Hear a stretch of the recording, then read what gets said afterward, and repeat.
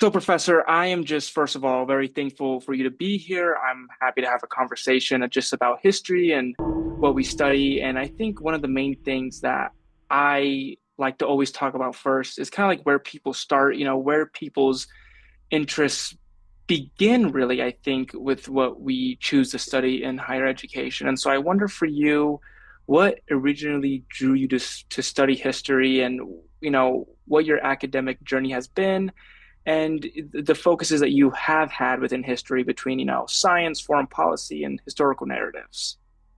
Okay, sure. First of all, I was not interested in history as an undergraduate, which might surprise people. I've actually found that history kind of becomes more interesting to some extent, perhaps as you age. So that, like, a Yeah. lot of old people are really interested in history, and perhaps younger people are not as much. So I actually was in. I was going to be a kind of a science person. I started off in biology, and then honestly, I realized that. Well, I'm going to be completely honest. Organic chemistry, I got through it. I did well in it, but I realized like I do not want to do this moving forward.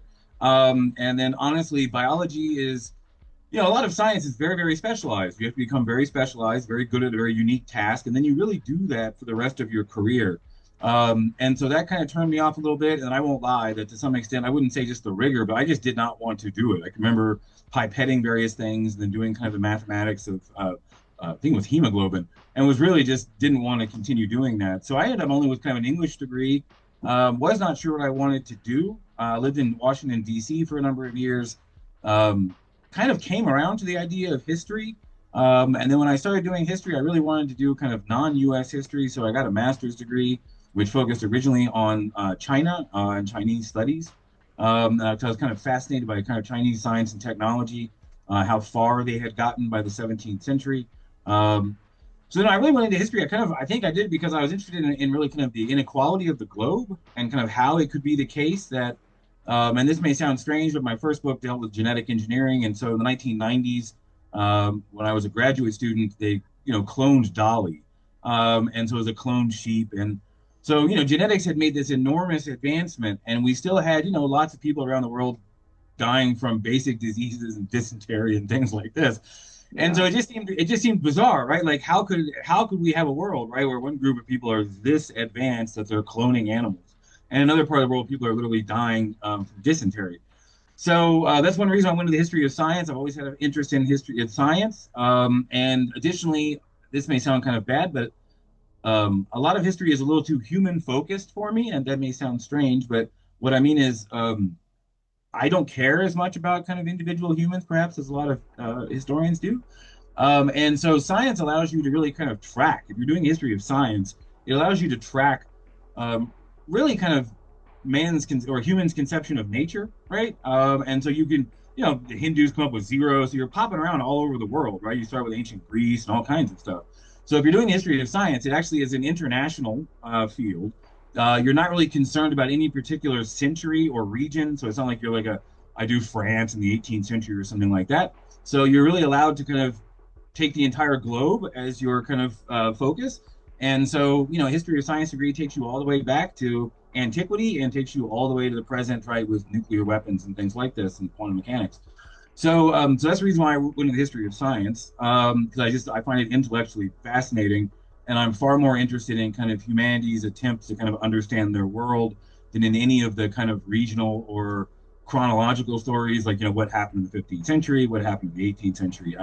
So that's the reason why I've done that. And then I guess in terms of my evolution, I would say that the first book, which I don't recommend to people, my dissertation is called Genes, Minds, and Selves.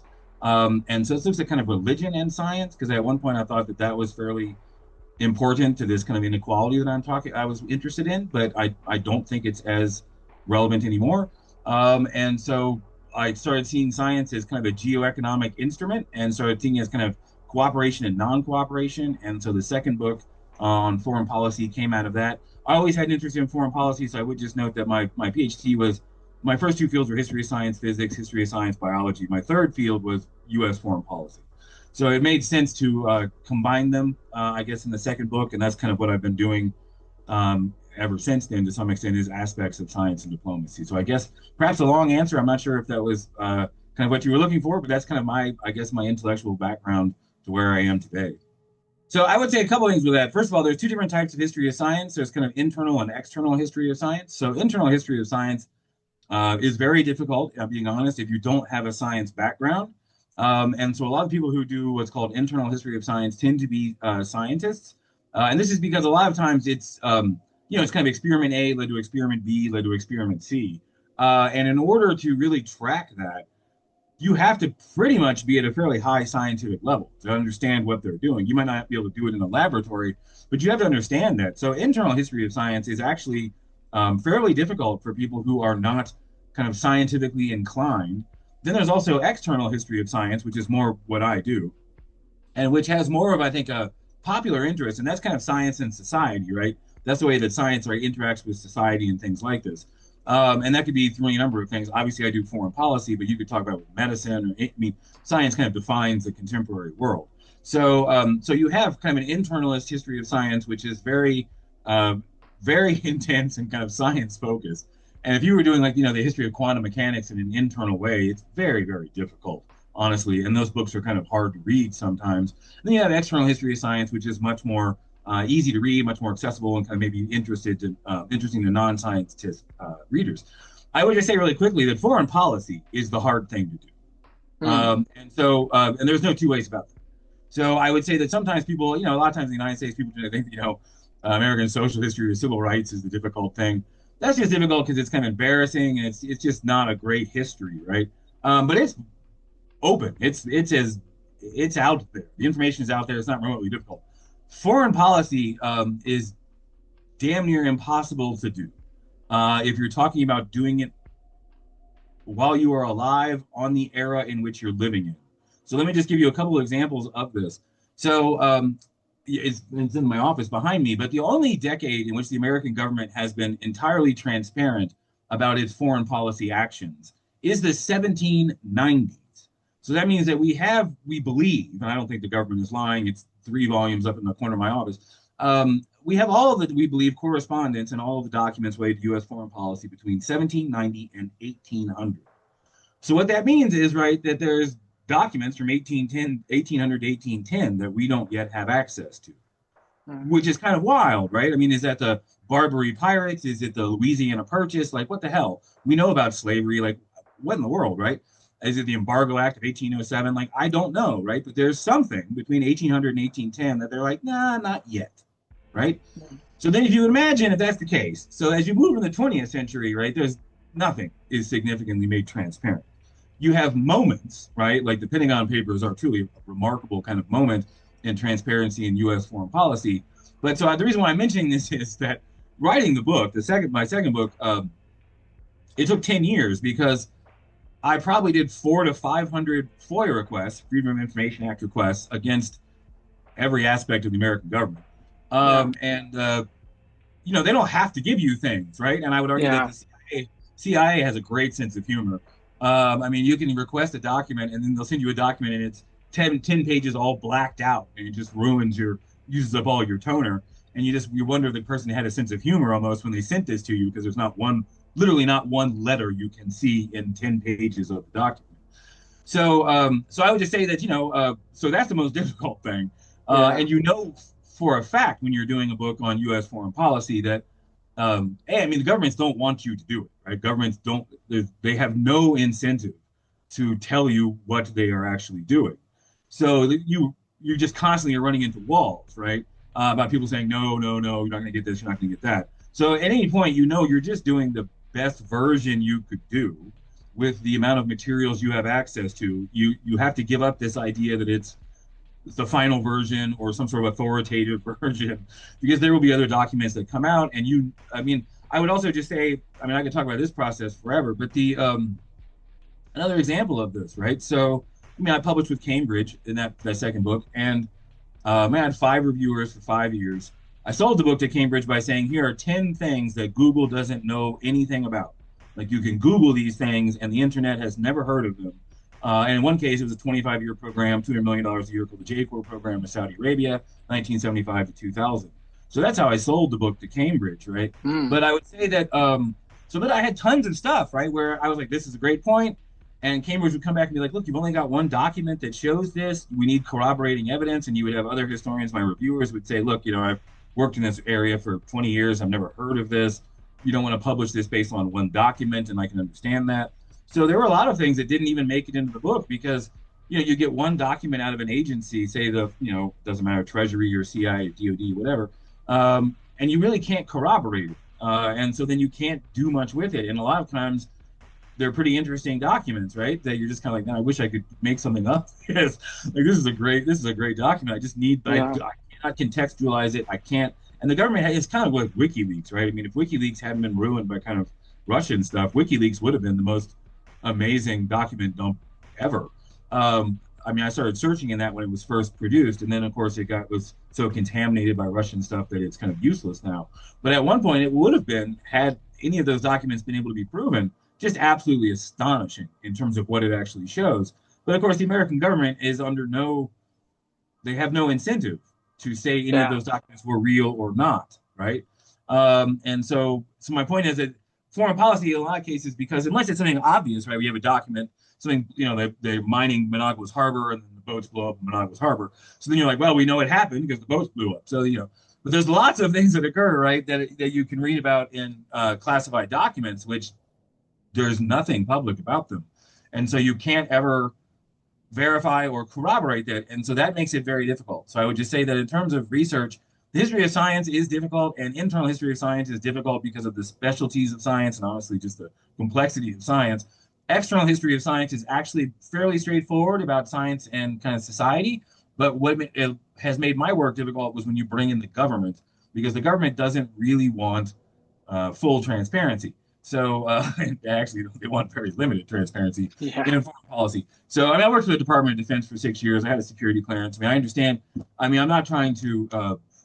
There is utility to this, right? I mean, on one hand, anything I know, the enemy knows, and so there's a way in which I can understand the government saying, look, some sources and methods, all that kind of stuff.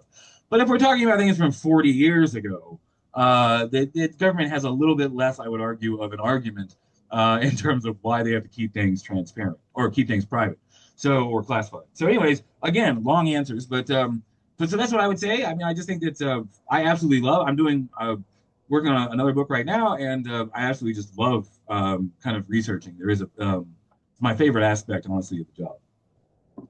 So, Yeah, well, I think, what, you were talking about earlier, foreign policy being really difficult to understand and study. And I wonder, there you had your book Science and American Foreign Relations since World War II. And I wonder, looking at foreign policy specifically after World War II, going into Korea and Vietnam, I wonder, using that book's idea that scientific authority is and can and does become a tool of diplomacy. I wonder if the United States, if you think, uh, uses science as almost like a soft power versus a hard power in some instances, and wondering uh, how that has changed during then to now in the yeah, present.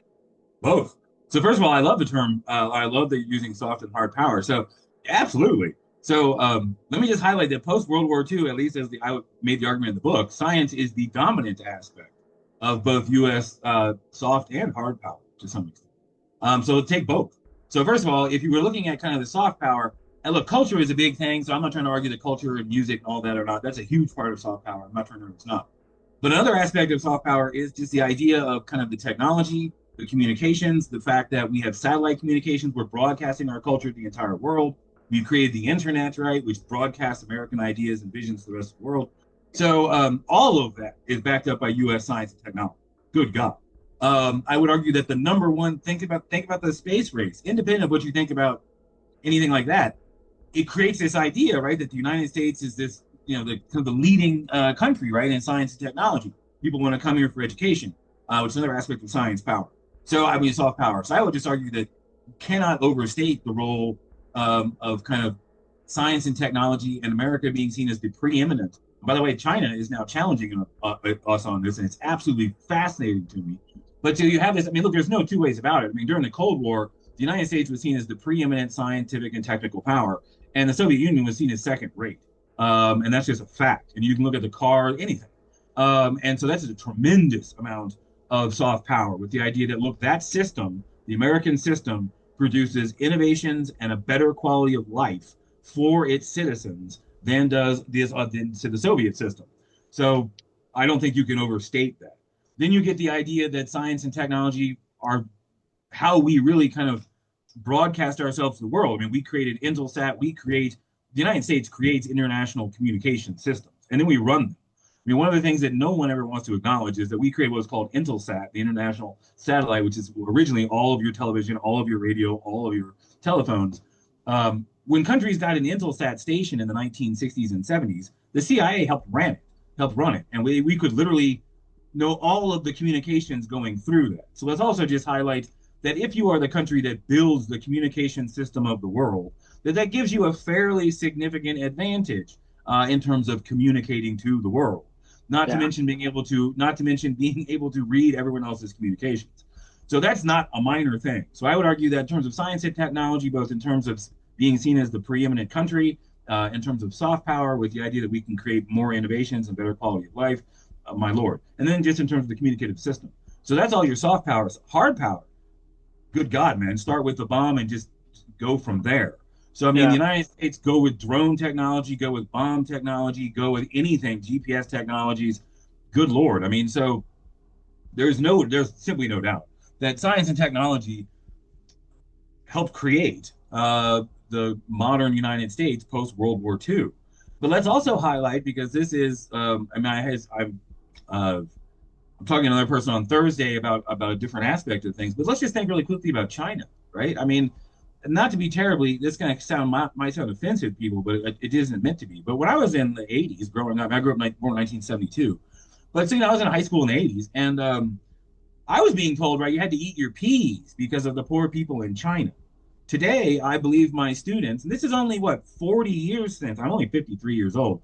So it's only 40 years since then. But in the 40 years since I was turned 13 or whatever, now I have my students and they're regularly in classes. They're not talking about, oh, those poor Chinese people. They're talking about, man, their cars look better than ours. It looks like they've got faster trains than we do. It looks like they have a lot of their cities look more modern. Pudong, I've taught in China. Pudong Bay is the fanciest part of the world I've ever been in. So, and then that is an astonishing thing, right? So, first of all, you have to give the Chinese just tremendous credit for being able to innovate and develop so quickly. So, first of all, a tremendous amount of the credit just goes to China. Although my book demonstrates the extent to which we helped China do this, and the book's coming out hopefully in Chinese in a couple months. But on the flip side of this, let's also just acknowledge how far the United States has slid, right? That does demonstrate that there was a period of time in which the United States was preeminent in really all science and technologies and in education. One of the things that I think sometimes when I mention this to my students, they're kind of amazed. But when I was educated in the best educational system in the world, and there wasn't any doubt about it. I mean, I graduated high school in 1990. There was absolutely no doubt in the 1970s and 1980s that the United States educational system was the best in the world, regardless of whether or not it was math or science. No one would argue that today, right? And we're like the 24th or 20. I mean, who cares? We're down. We're dozens down in terms of science and technology. No one would argue that today. So, I mean, so as a historian, it's also just fascinating to have lived through what I have to admit is the decline of the United States in terms of science and technology. We are no longer as preeminent. There are whole sectors in science and technology which no one argues the United States is dominant. Our educational base is failing in terms of science and technology. We're having to import large numbers of science and technology workers, right, using H-1B visas and the rest of this. I mean, I know that's become kind of problematic for the right wing, but the truth of it is, if you look at our PhD programs, large numbers of them in terms of sciences are staffed by foreigners. So the United States is at this point being kind of almost forced to rely on kind of foreign labor at the PhD level, which is, no offense, from my perspective, a little bit kind of depressing. That was simply not the case when I was born. And so it is. So, I mean, I do believe I've seen a decline, even though the United States, I think that we're still living off of the science and technology successes, honestly, of previous generations. And I think that future generations are not going to live the same way. I think that you're going to see more innovation taking place in other parts of the globe. I think that begins to shift some of the kind of power, both economically and socially, to other parts of the globe. I think you're already starting to see that with China. I think it's kind of I think it's surprising, and I'll just say this in terms of another, not to be depressing about the United States, but so I mean, look, I lived in China a number of times. Um, in 2004 was, I think, the first time I went to Beijing, and they had one subway line, and it was basically just a circular line that went around the city. Wasn't terribly useful yet. Um, and then I taught there in 2011. I taught at the International College of Beijing in 2011. And Beijing, I think, had 13 or 14 subways at that point. And so they had built literally 13 or 14 of what were the fanciest subways I've still ever been in. And they built them in one of the largest, busiest cities in the world. And they built them in 7 years. And then I think in the same 7 years back in Denver, not to be too critical, I think the light rail moved a block and a half. And so Denver, we're, oh great, we had a tiny, and they literally transformed the city in 7 years. And like Vietnam, I mean, um, I've traveled a fair amount. All of the cities which I see as having just the most, just I don't know, the energy, the initiative is just insane. All of them are in Asia, right? I mean, Mm, Shanghai is absolutely ridiculous. Ho Chi Minh City is ridiculous. Tokyo is ridiculous. These are just enormous, massive cities. They're starting to produce a lot more science and technology. They're starting to be a lot more innovative. So I would just say that I apologize for again taking all these questions all over the place, but so no, I just think it's American. Look, soft power. Science technology has been unbelievably important to American soft power. It's also been unbelievably important to American hard power. So I mean, I also am the most biased person on the planet. I mean, I study American science and technology, so I tend to think it's tremendously important. But and I think that's the case. But I would also just have to say that we have not been able to maintain the same level of preeminence that we did during the Cold War, and I would argue that the decline since the Cold War has been dramatic. In other words, I would argue that the only really significant, I don't, let's also be clear that I don't know what's happening in nano, and nor does anyone else. The next kind of book which I'm most interested in is comparing national nanotechnology strategies, right? Because the other thing that's happened is that science has kind of gone underground, right? So there was a period of time where, and scientists were very proud of this, a big aspect of science was that you published it and it was as a public good. And you had to do this so that other people could kind of replicate your experiments and verify that it was correct and all the rest of it. So science begins to go underground in the 1970s, really. And it goes underground, right, for two different reasons. One, largely classification, which dates back to World War II. The other one is just proprietary rights, right? So the patent rights of companies, intellectual protections, right, for companies. And the reason why I'm mentioning this is that today it is impossible for anyone to know what is happening in nanotechnology. The vast majority of the public, first of all, no one is publishing in it. The publications are tiny, they're unimpressive, they have to do with kind of pure stuff. But we know that there is an unbelievable amount of research going on in both private companies and in militaries with nanotechnology, and none of it is being published. And so we have no idea um, what is out there, how much people actually know, the ability to. We just don't have the slightest idea, and so I find that genuinely fascinating because we have entered into this new stage, right? Because so much research and development is taking place behind closed doors, whether behind closed doors because of security or because of profit and patent rights.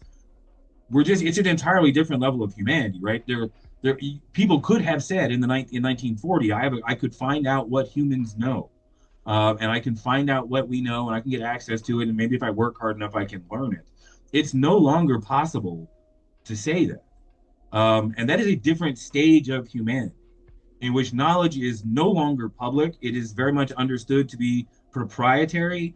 It is understood to be commercialized. And so you can't access it. This completely changes kind of power dynamics within society. So I just think, and it's changing, and it's just changing it's changed in my lifetime, which is why I find it so fascinating, right? Because like I'm not old enough to have seen, not like a century old or something. So the idea that it's just so different the ways in which the world was running in even say 1972 versus the way it's running right now is just unbelievably different in terms of everything as it relates to science and technology, soft power, hard power, education, access to science and technology is just totally different. And I'm not confident that all of those changes are progressive. But that's a personal opinion. Yeah, well, you said something earlier that was really intriguing to me, and this was kind of the spark of the whole conversation we were just having. But this fact that just America's uh, educational and scientific dominance has just slipped away, Yep. and and then you brought up this also fact that nanotechnology and its research is just not public. Yep. It's very, very under wraps. And I think it's a great segue into your upcoming book, Yep. Determining Authorities, Science, History, and Media in an Uncertain Age. And I wonder, first of all, it's incredibly relevant. With media today, social media, misinformation, what inspired this project? And also, I wonder, like, what are the core ideas and questions that you're asking here? Because I think one of the most fascinating things is that we just don't really know, like you were saying earlier, we just don't really know what's going on anymore. Right. Well, look, that's the reason why I decided to write it. First of all, about 10 years ago, I created a class called The Use and Misuse of History, which I've been teaching now for about 5 years. And the purpose of that class was really, and this may sound strange again, but I'm not as confident about the importance of history as I once was. And what I mean by this is what actually happened may not be as important as how it's being used and framed in the present. In other words, you know, I'm very proud of the Vietnam War class I teach and all the rest of it, but I don't know that all of the details about the Vietnam War are as important as the ways in which people understand the Vietnam War today and then use it to support certain kinds of policies or not certain, or deny certain kinds of policies. So I became fairly interested, less interested in kind of um, the truth of necessarily history, but more the ways in which history was being used in the present to kind of support various kinds of policies and things like this. And I would make the argument that kind of historical literacy is necessary. So I think the book started out of kind of a historical literacy kind of an idea, like what does it actually mean? And for historical literacy, we're really just talking about kind of what does count as a fact in history, what isn't, separating out interpretation. You need to have kind of multiple perspectives when you're doing history. And so relatively straightforward stuff with historical literacy. But then honestly, and that was about 10 years ago, obviously, a lot of people are interested in kind of the misinformation and everything that's been going on, right, the last 10 years. And I'm not trying to write the same book that everyone else has because there's a lot of those books being written. But I think that the other two aspects are basically scientific literacy and media literacy. And so the book is basically trying to have scientific, historical, and media literacy kind of combined, so that people can then have a better sense, honestly, of trying to figure out what is an authority. Because historically, or traditionally, I should say, history was kind of an authority, science was an authority, and the media was an authority. And the truth of it is, all three of these have really lost a lot of their a loss of their authority, a lot of their status, and they're very politicized. Let's be honest about this. Yeah. And so the book, I am completely against the idea that there is Republican science and Democratic science, or Republican history, or Democratic history, or Black history and white. I just completely against it. There is just history and there is just science. And this idea that there's alternative facts, I can't stand it. And so the book, as it's called, Determining Authorities, is to try to figure out, okay, we've got all of these people saying all of this different stuff, and it's conflicting, and I can't figure out what is actually the truth, and it's tremendously frustrating for everybody, myself included. And so the book is supposed to be kind of a helpful guide, but let's just be clear: I'm not trying to make the argument that I cannot always determine authority. So, for example, in the scientific section, I have different types of, I guess, helpful hints or guides or things like this, right? So how you're going to determine authority in history is different than how you're going to determine authority in science, and that's different than how you're going to determine authority in media. So the idea is to kind of have. This kind of sounds strange. I see it as kind of a book for a class that doesn't yet exist. But in other words, I see it a textbook basically for a class that doesn't exist yet. But I see it as we need to have basically an information literacy class, right? Which is to say, because there's so much information coming at us, we're being bombarded with all this stuff, way too much than we can actually handle. And so we need to have some sort of a triage, right? To figure out kind of what's the most important stuff, what's not important, what can I kind of ignore. And then for the stuff which is actually really important, we need to be able to determine, like, okay, well, how can I this is important for me to know. So I need to be able to figure out then what is filter out the bullshit, excuse my language, but I need to be able to get rid of that and figure out what are the key things because I'm making decisions based off of this. And so as a result, in order for me to make good decisions in my life, I need to have good information, right? And so where am I going to get this good information?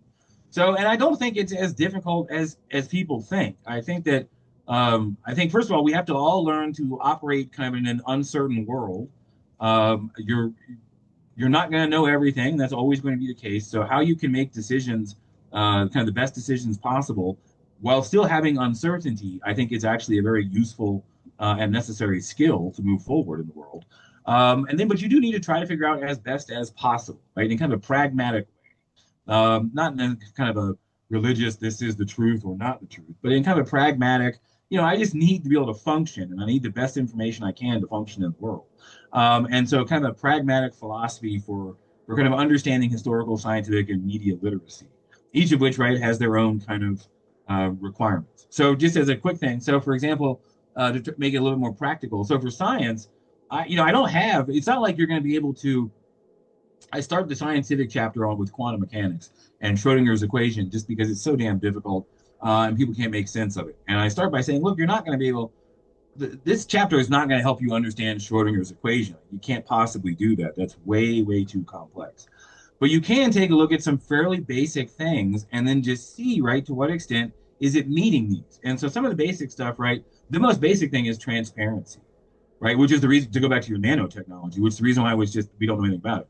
So the Yeah. number one thing, I would argue, if you're going to trust anyone, so if you're going to, authorities, you want to trust an authority. If you're going, I would argue that you can't trust anything unless they're transparent. And that would be all three of them. So transparency is number one. So if the historian isn't being transparent about where their evidence is coming from, what their documents are, what archives they got in, all the rest of it, then you can't really trust them. If the scientists aren't giving you kind of their data or aren't allowing their data to be made public, then you really can't trust them, right? It might still work. I'm not trying to say that they might work, but that's a different level of trust, right? Because it's something, so the technology or whatever might work, but you don't necessarily know why it works. You can't evaluate why it works and all the rest of it, right? So you do need to have transparency in terms of data for science in order for people to really have kind of trust in kind of the authority of the scientists. Same thing, obviously, with media, right? You're going to have to be able, where are your sources, right? What were your sources? Where did you get this information?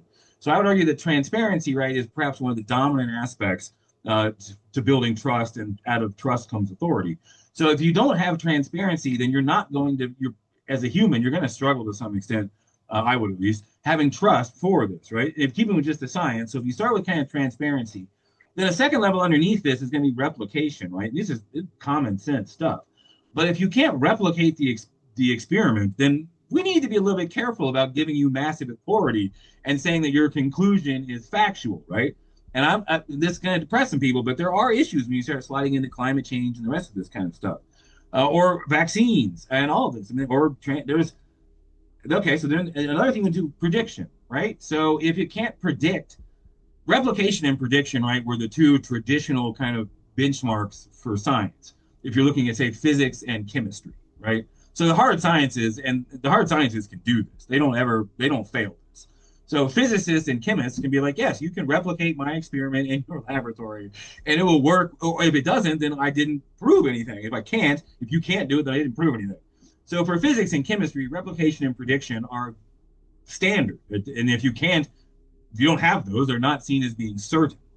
Obviously, with social sciences, you don't get those the same way. So we need to recognize one of the key things about scientific literacy is recognizing that there are different levels of certainty. You don't ever want to, just because someone labels something scientific, you don't want to assume that that's an authoritative statement, right? That's just if anyone just labels something scientific and you believe it, that's just you being gullible, and you're probably going to make bad decisions. So the first thing you need to do is just get rid of this idea that anything that's labeled scientific should be put on some pedestal of certainty. So we need to recognize, right, that there are different levels of certainty within different levels of science. This basically is on to what extent you can calculate kind of the accuracy of a variable, if we're getting down to the nitty gritty of it. So what I mean by this is, right, in physics and chemistry, you're working with largely inorganic material in a lot of cases. And so a lot of the actual variables that you're working with can be calculated to a remarkable level of accuracy. When you start, moving into biology, you're working with living organisms. Each living organism is, in fact, unique. So you're really having a much harder time with that level of kind of calculable accuracy. As you start moving into the social sciences, good God, give me a break. First of all, you've introduced humans, which means you've introduced free will, which is randomness into the system. So that's chaotic and that's problematic. Second of all, you tend to have scale issues. You're talking about populations and all the rest of this. So you would have, right, a level of certainty, which would start with kind of a certain type of kind of physics and chemistry, which is replicable and predictable. Then you would go down right through biology and all the way end up with the social sciences. The social sciences would not be terribly certain. They're not replicable. They're not predictable. They're not, and so you would not want to take them as seriously, right? So on one hand, you could have a scale basically of kind of certainty, which has kind of a level of physics at the top and perhaps the social sciences and economics down at the bottom. And the reason why you're doing this is because of kind of like I said, the calculable accuracy of the variables involved, right? So you have this scale. Then on the second side, you can have another scale about the politicization of science. And what you would find is the politicization of science follows exactly with the certainty of science. In other words, the stuff which is 100% like, the structure of table salt is Yeah. not easy to politicize because it's a factual matter. How are you going to politicize that? As you get down into the biological sciences, the environmental sciences, and then you get into the social sciences like psychology, and then sociology, political science, economics, the dismal sciences. There's absolutely no certainty, but there's a tremendous amount of politicization. So now, if you're taking a look, because they're easily politicized, because they don't have right, they're not single certainty. So now you have a relatively simple kind of scale, right? So you have a sense of like I need transparency in terms of scientific data. I need replication and prediction to give me some level of certainty. And if you can't do that, you're going to be on this kind of sliding scale or spectrum of certainty, you might say, going down into the social sciences. On the flip side, you want to think, okay, how political is this? And the more political it is, so then if you have something which is a highly politicized science, or rather a highly politicized topic based off of a highly politicized science, or at least a non-certain science, then you should be a little bit less certain about their conclusions, right? And so there are ways. My point is there are ways in which you can think about this.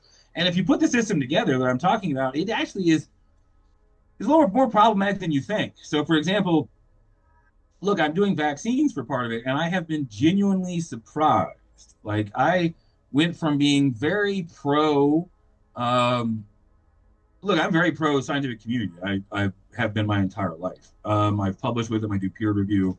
I believe very much in it. Um, if you look into it with some level of detail, pretty depressing. And what you realize is that there isn't any of the. So I have just made this argument, right, that transparency, replication, and prediction are fairly important to determine kind of the certainty of the science and to determine whether or not that science should be given kind of trust and authority. And if I'm using my own kind of framework that I came up with, vaccines look very bad. You do not have, which is depressing as hell for me to say. You do not have the transparency that you should have. You absolutely do not. You do not have the replication that you have. And prediction is a little bit harder in medicine, so I wouldn't really go with that.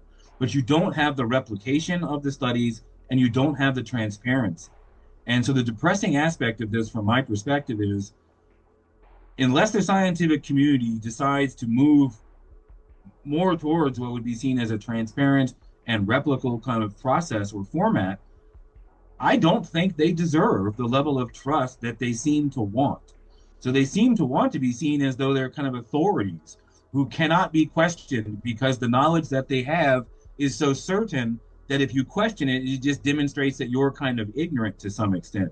Yeah. And that's it's almost like authority by fiat, like don't try to question us. And first of all, as a historian, that just automatically upsets me. I like to question everything. So I just don't like anyone trying to say, like, just trust me is like, no. My first thought is no, I absolutely will not. I do U.S. foreign policy and the government lies all the time, so I'm absolutely not going to trust you. And then the moment someone says trust me, it like the hairs on the back of my neck stand up, and I'm like, well, now I'm gonna trust you less. As a matter of fact, you know what Yeah. I mean? So that's just how that's gonna work. So and it's a really depressing story. I'm not gonna lie, and it's one which is getting worse the more I look into it. And so I would just, in the same way that look, the COVID origin stuff. I mean, all of our intelligence agencies are saying it's coming from China. You still had came from China, and it was absolutely an intentional thing. The CIA argues that. The NSA argues that. All of them argue that. But you still have people in public trying to argue that that's not the case for political reasons. So I'm just being honest and saying that there are a lot of areas of science today in which people should have a lot more uncertainty. They should have a lot more skepticism. They should be far more willing to question the authorities. And anytime someone tells you, trust me, bro, basically, you need to say no. That no, I'm actually, that's the exact opposite, right? That I'm trying to be an enlightened kind of figure. The Enlightenment comes from the idea of skepticism, right? I mean, when Kant was supposedly asked, "What is the Enlightenment?" he answered, of course, in Latin because he's an educated man. He said, "Sapere aude," right? And sapere aude means sapere, think. Aude means audacious or daring. So he means think daringly or dare to think is the motto, right, of the Enlightenment in Latin. And so I would just highlight that skepticism, the number one virtue of the Enlightenment, which is to say that the moment someone says, trust me, you say no. I mean, because don't forget, it came from the idea of the church and the kings saying, trust me, and intellectuals saying, absolutely not. And the Enlightenment comes out of that. We can use our reason to figure out a better way for ourselves. We're not trusting anybody. So I don't care who you are. The moment you say, trust me, it just triggers kind of an Enlightenment skepticism. And that skepticism says, no, I'm not going to trust you. I'm going to use reason to kind of question whatever your conclusion or whatever you're trying to tell me is. And that's 100%. And then underneath that has to be right transparency, replication, prediction. And if you have something which is transparent, is replicated, and can predict accurately, which by the way is the case. That's why all of our bridges work and our elevators work and all the rest of it. Then you can have certainty and you can trust it. If you don't have transparency, replication, you have these things and prediction. Prediction, like I said, prediction in the biological science is a lot harder, right? Because it's probabilistic, right? I mean, your cancer might go this way, it might not. It's statistical, right? It's probably, and it's also the same way in physics. I'm not trying to say you can't have statistical certainty. I'm just saying that the certainty, right, the statistical and probabilistic certainty in biology is not as certain, right, because the individual organism is unique. But anyway, so that's why I would talk about that. So no, again, all of my answers take forever. But so it's so the upcoming book is kind of like a book for a class that doesn't exist yet. It's historical, scientific, and media literacy. I mean, I can do all. I mean, I've written the book at this point. So and the use and misuse class is basically my use and misuse class is the historical literacy chapter. I actually have created a scientific literacy class for UC Denver. We're going to offer that. And then the media literacy is just we need to have another class on that too. But that's another aspect.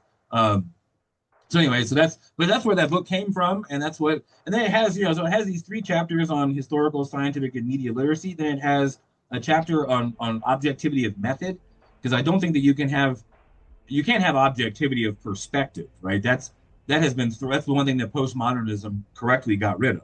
Yeah.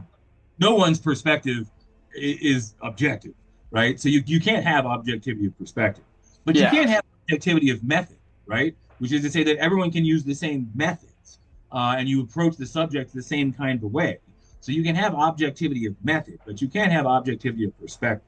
But so the 4th chapter sets up kind of objectivity of method, and then uses a whole series of case studies, including, like I said, I am doing vaccines, which I haven't fully written that section, but that's a depressing one, only because I'm not trying to argue.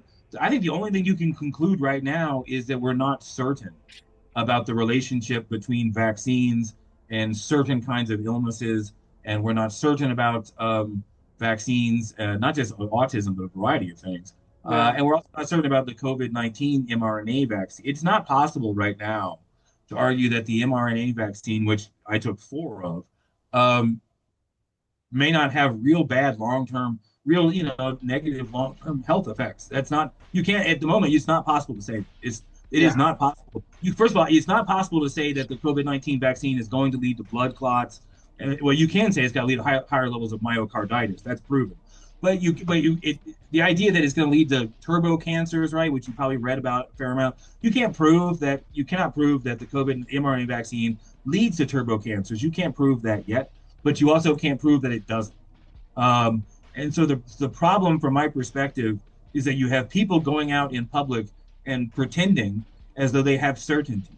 And so you've got guys who are very pro, like Peter Hotez, saying, I'm not trying to, he's a vaccine researcher, I'm not trying to attack the man, but when he says that there's no way it's causing this, that's not true. He can't say Yeah. that with that level of certainty. That's just not, she cannot say that level of certainty. And on the flip side of things, when you have people saying it is causing these turbo, they can't say that either. So, and the problem for me is that no one is willing to just say, look, we're not sure yet. The truth of it is, we underwent an enormous experiment on ourselves with a brand new type of vaccine using mRNA that we've never done before. It was the largest medical experiment in human history, and we are still trying to figure out what the conclusions from that experiment are. And that's the only thing you can say with any certainty. Anyone trying to say that we know what has happened or how it's going to affect is just not true. Whether we're talking about fertility, which is a real thing, whether it might have actually reduced fertility, whether it might actually have increased blood clotting, whether it might actually have increased various kinds of tumors, whether the spike protein is in fact being maintained and traveling throughout the body and showing up in other parts. There are, in fact, right, peer-reviewed medical researchers in other parts of the globe who are very much publishing stuff like this, right? And so we don't know yet. But the idea that people, it's this idea of this false certainty that kind of drives me nuts, right? When people are trying to argue that they are more certain than they are. And to use a weird foreign policy example from this, um, maybe it's because I do foreign policy and science, and so I always pull examples from both. But my Vietnam class, I would argue that the single there were a lot of problems with the Vietnam War from the Yeah. United States made a lot of mistakes. So let me just rephrase that. But I would say that one of the bigger problems in terms of, well, how about this? The thing that the Vietnam War is so famous for long term is the cynicism that it kind of caused in the American public about their leadership. And that was legitimate. And the reason for that is that the American leaders would come forward and honestly lie to the American people to try to make things were not going well, and they were always trying to pretend that it was. And so it created this cognitive dissonance, right? That you would have these military leaders go out and say things are going great and all the rest of it, and they like us, all the rest of this stuff. And then we'd be getting all this feedback, and it's like, no, it's not going well. They don't seem to like us, right? And it creates this cognitive dissonance, right? And so that by the end of the war, Americans just stopped trusting. Like no one in World War II, we didn't have this issue, but in Vietnam, people stopped trusting the official version because the official version was bullshit. And so they could find that out. And so there came a point and that causes massive cynicism, right? If you have officials coming out saying we're certain that this is what's happening, and then later on it turns out that they weren't that certain and that they were wrong, then you just lose all faith in that system, right? Because it's like y'all were lying to us, you didn't even know, you were pretending, you didn't even know. To be honest, I hate to say it this way, I feel a similar thing is occurring with vaccines right now, with the medical community trying to pretend as though there's no problem with the vaccines, there's never been a problem with the vaccines, stop asking us questions about the vaccines, and the public trying to say, but we see that there might be problems with this, and we're not sure. And your level of certainty, you're acting like you're so confident, is actually undermining our support for you because every time a report comes out, and then they have to say like, honestly, I'm not gonna lie, when it came out that Fauci used burner phones, man, I was really upset. And what I mean by this is, like I said, I'm in my 50s. I see burner phones. I use this term to like it makes me laugh. I don't even know what the hell these things are, but I associate them with drug dealing and things like this, with criminality. I Yeah. associate burner phones with criminality, and I do. And my work was FOIA request work, and we had to find this out through a FOIA request.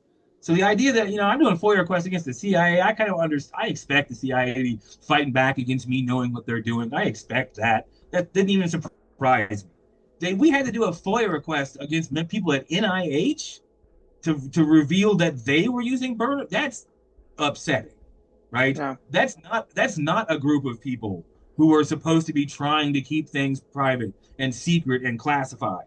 That's a group of people who are supposed to be public and open and transparent. And when you read those emails, as I have, because they have now been published, it is very clear the extent to which they know that it's not correct. They know that the information they're telling the public is not 100% correct, and they're using these effing burner phones to protect themselves. That is offensive to me. I don't, and the fact that that came out, I don't under, that is deeply problematic, right? It's one thing for the DOD to do this. It's another thing for the National Institutes of Health, right? It's just not, I can kind of understand, like I said, classification in the DOD system. I was part of it. I don't really understand it in medicine. And particularly If you want us to trust you, and you want us to take you at your word, and you want us to see you as an authority and trust what you have to say, then you have to be transparent. And the moment you come out as turns out you weren't, you were having different conversations on private emails and via burner phones, that just completely wipes out your credibility. Now let's add to this. You have the head of the JAMA, which is the Journal of the American Medical Association, which is supposed to be the number one medical journal in the United States. And you have the former head editor, so the highest position at JAMA, saying that the articles aren't trustworthy because they've been paid for by the pharmaceutical industry. What in the world? When you have the former vice president of global science, right, for Moderna coming out and saying the mRNA vaccines are not safe, don't take them. What? When you have Robert Redford, the former head of the CDC in 2020, saying that actually you're right, all the data isn't transparent, a lot of it was fixed. These are not people with no credentials. These are people who at one point were extremely credentialed authorities, and they are now coming out 5 years later and saying that stuff cannot be trusted. That is, it's real. This is, I mean, I'm not gonna lie. I think that this is a generational hit that the American kind of healthcare industry is taking right now. I think that there's going to be for an entire generation of people, in the same way that Vietnam honestly scarred an entire generation of Americans, almost every generation since then, to not really trust American military officials, and that's somewhat legitimate. I'm afraid that the American healthcare industry is kind of doing the same thing. That they're pretending to have more certainty, and that as that certainty is being kind of attrited by kind of some facts, over time, Americans are going to start being remarkably cynical about stuff that their doctors say and that their healthcare workers say. And that's this. There's a level of cynicism which begins to really damage society when there's no public trust and no one is trusting any sort of authority or anything like that. That really begins to kind of undermine democracy and a whole variety of things. So I see it as I see this problematic, and so I'm very unhappy with the way I had not planned on doing this. But so I wrote this. I kind of wrote this book. I kind of came up with what I thought was a pretty common sense kind of way to try to determine levels of certainty in science and history and in medicine, and it's very depressing to see how and to then look at the medical community from this particular framework and then realize the extent to which it's not meeting the standard. It wants to have a level of authority and trust that it doesn't. It's not creating knowledge in such a way that we should feel that way about. They're not acting. They're not acting in a transparent, replicable fashion, and so as a result, I shouldn't have. It's completely rational for me to not have the level of trust in their authority that they would like me to have. And that's depressing to say. As someone who really likes the scientific community and wants to support them, that depresses me. Yeah, and it's one thing too, because it's so fascinating. I think about, United States history, and one thing I'm fascinated by, or I should say, a question that has always like kind of plagued my mind since I've gotten into history is why does skepticism exist so prominently in the United States? And I remember learning about the rise of postmodernism from Europe to America, all the way up through the Vietnam War with Lyndon B. Johnson and Richard Nixon kind of destroying, really, really cracking the foundation in the public American trust within the government. And then all the way up to now, to I would say most recently, like we were just talking about, the 2020 COVID-19 pandemic. And I wondered, back then, let's say in Vietnam, misinformation existed, but I think in a different light that it is in now through technological advancements like social media. And I wonder, if we do a general overview from post World War II, Vietnam to now, in this age of misinformation that is continuously spreading, Right? how do we, like, what role do we have as as maybe as you as an historian or as American public citizens, when the truth itself seems contested Yep. in public discourse, what do we do in order to weave around it to find a way out of it? Well, okay, first of all, I would say skepticism is a positive thing. So let's not see skepticism taken to cynicism is perhaps a negative thing, right? So skepticism, which is this idea that you don't necessarily trust things, you want to make sure you have, you want to kind of question things. That's very legitimate. As I said, that's kind of the basis, right, of the Enlightenment. Cynicism, which is this idea that nothing can be trusted and no one can be trusted, is very, very dangerous, right? So let's also recognize that there is a both of them, right? So skepticism and cynicism are on the same scale in the sense of like we're not sure about knowledge, we don't trust things, right? So there's a level of a lack of trust in both of these.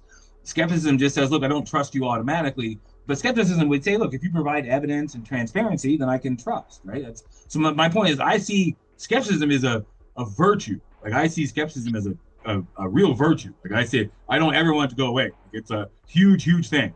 I think people should be skeptical of my own teaching. I think you should be skeptical of everything I'm saying. I think everyone should always be skeptical, and I see it as a very positive thing. And you can, and because skepticism, right, can be allayed. You can have evidence presented, and it can convince you. And in many cases, it's legitimate for it to convince you. So I mean, so skepticism is there's nothing inherently wrong with skepticism. Cynicism, right? This idea that no knowledge can be trusted, no people can be trusted. That is dangerous. In part because then you're kind of locked in this box where you can't trust anything or anybody, and so then that's a pretty very scary world. I don't want people to end up there. And I would say that the biggest thing that's happening, I think it shifts a tremendous amount of responsibility on the consumer of information. So I would say that what the main thing that happened was, I think that people. First of all, let me just highlight one quick thing that you may not be aware of in terms of the media literacy section, and that is, from 1934 until 1987, the United States had what was called the equal time rule and the fairness doctrine.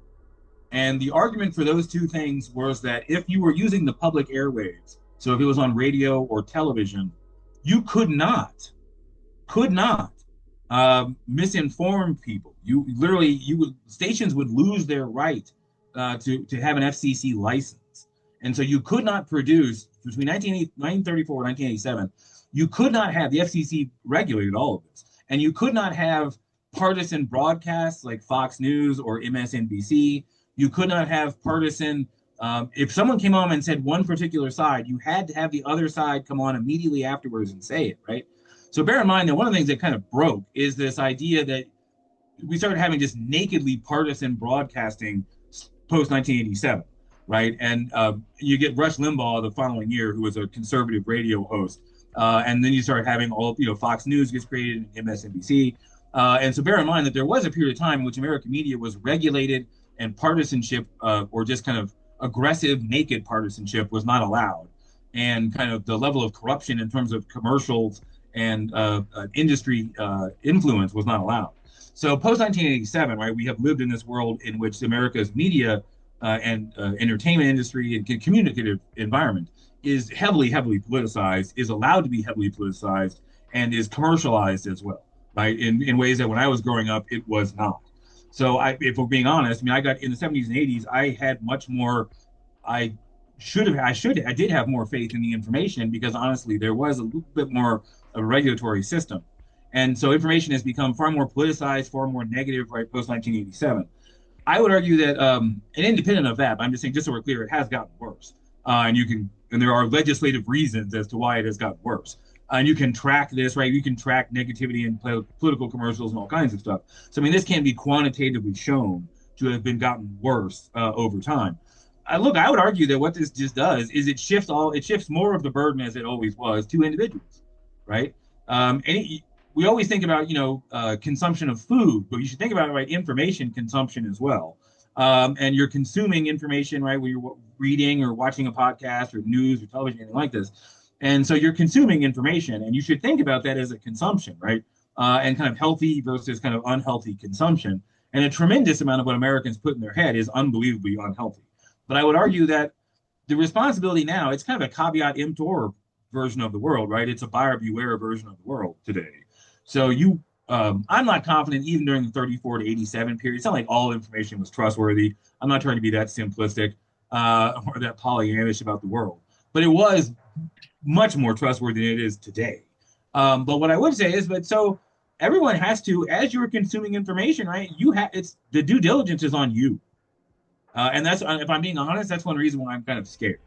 And what do I mean by this is, um, very sophisticated actors are trying to get ideas in your head through very sophisticated means, using psychological tools and techniques and audiovisual tools and all kinds of stuff.